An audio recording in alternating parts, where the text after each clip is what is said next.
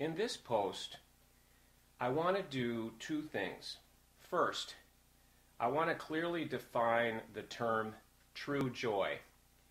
And secondly, I want to start to do what I call myth busting in order to start to transition from what I call lies and illusions and myths into the truth with capital T's. So what is true joy as I define it? True joy is the natural state that you have and I have in our natural state as infinite beings.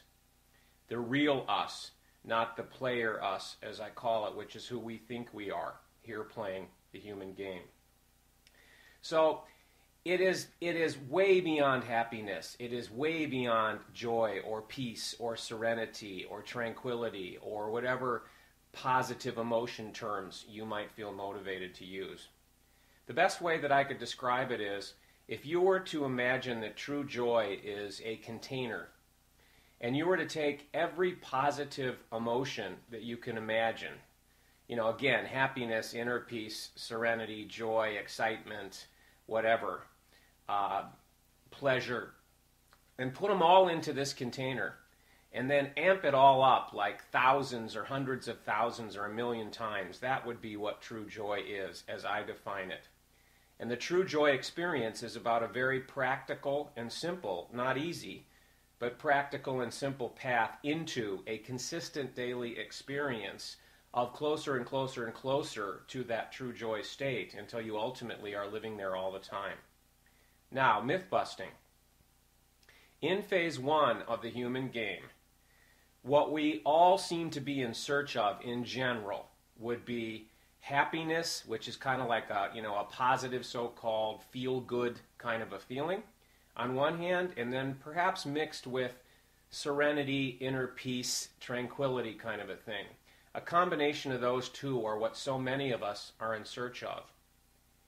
And even though there's stuff sprinkled throughout the spiritual literature indicating that you have to go within for that, in language, and perhaps discussed as meditation or other ways to do that.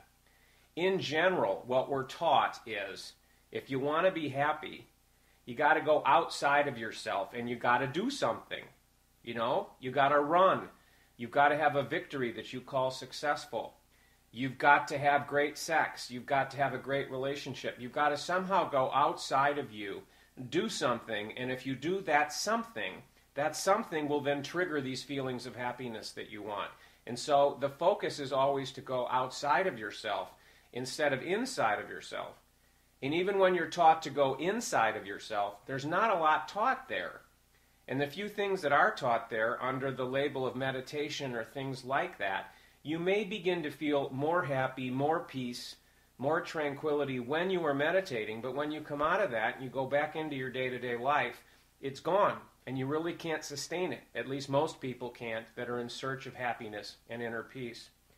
So the first piece, and we'll continue this in future posts and videos and audios and text, is to really recognize the truth with capital T's about the fact that it isn't out there.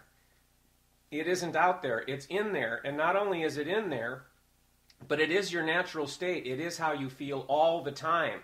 All we did as a magnificent creation in playing the human game is convince ourselves that we feel lousy most of the time. So we don't have to go inward and create true joy. We don't have to go out and try and get it by something happening. All we have to do is go inside ourselves metaphorically. It's not really inside ourselves because there's no self here. It's really just undoing the illusion, the lie, the fooling of ourselves that we're not happy, that we feel lousy most of the time. And once you undo that, which I call knocking out the cloud cover, that we'll talk more about, those feelings just naturally become your day-to-day consistent state, and then you take those feelings of true joy into every experience that you have, making every experience you have a true joy experience. More to come on this, but that's it for today.